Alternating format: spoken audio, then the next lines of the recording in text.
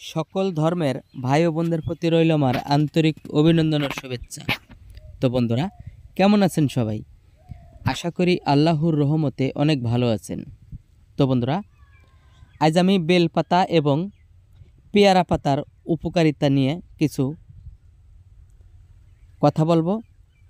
আমি অনুরোধ করব ভিডিওটি না টেনে পুরোটা দেখার জন্য, তাহলেই আপনারা বুঝতে পারবেন পেয়ারা পাতা থেকে আমরা কী উপকার পেয়ে থাকি এবং কোন নিয়মে আপনাদেরকে ব্যবহার করতে হবে নিয়মটি জেনে নিন।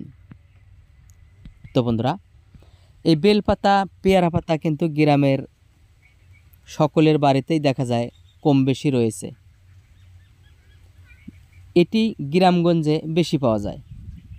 তো এই বেলপাতা এবং পেয়ারা পাতা থেকে আমরা কি কাজে উপকার পেয়ে থাকি এবং কোন নিয়মে আমরা ব্যবহার করব আজকে আমরা জানব। তো আমি অনুরোধ করব, যারা এখনও আমার চ্যানেলটি সাবস্ক্রাইব করেননি, চ্যানেলটি সাবস্ক্রাইব করে বেল বাটনটি বাজিয়ে রাখুন। পরবর্তীতে আপনি বিভিন্ন ধরনের নতুন নতুন ঔষধি গাছের ভিডিও পেয়ে যাবেন, যে সকল ভিডিও থেকে আপনি অনেক কিছু জানতে পারবেন, শিখতে পারবেন এবং আপনার একটু উপকার হবে। তো বন্ধুরা, এই বেলপাতা আমরা যে সকল কাজে ব্যবহার করে থাকি, বেলপাতা থেকে আমরা যে সকল উপকার পেয়ে থাকি, এই কেউ যদি এই বেলপাতার কুশি পাতা ছিঁড়ে ভালো পানি দিয়ে পরিষ্কার করে ধুয়ে আখের গুড় দিয়ে 7 দিন খেতে পারে, যত পুরাতন আমাশাই হোক, গ্যাস্ট্রিক হোক এবং পেটের ভিতরে ভাটুর ভুটুর পেট ফেঁপে থাকা সমস্যা 7 দিনে সমাধান। এবং যাদের মুখ দিয়ে প্রচুর দুর্গন্ধ, অনেক ধরনের পেস্ট মাজন ব্যবহার করেছেন, তারপরেও দেখা যায় মুখের দুর্গন্ধ যায় না, এরকম সমস্যা কিন্তু অনেকেরই রয়েছে। অনেকেরই দেখা যায় যে ব্রাশ করলে দাঁতের গোড় দিয়ে কোনো পুঁজ রক্ত বের হয় না।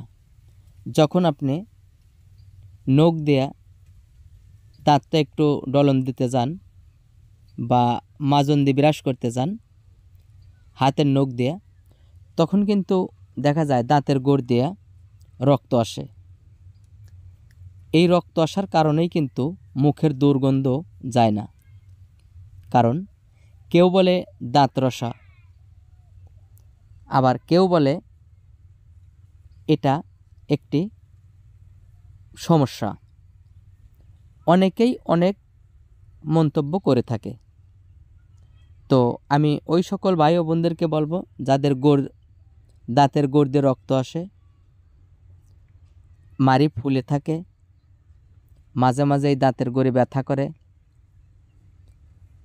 আমি ভিডিওটি না টেনে পুরোটা দেখার অনুরোধ করছি। ইনশাল্লাহ যাদের এই সকল সমস্যা রয়েছে 100% আপনারা উপকার পাবেন।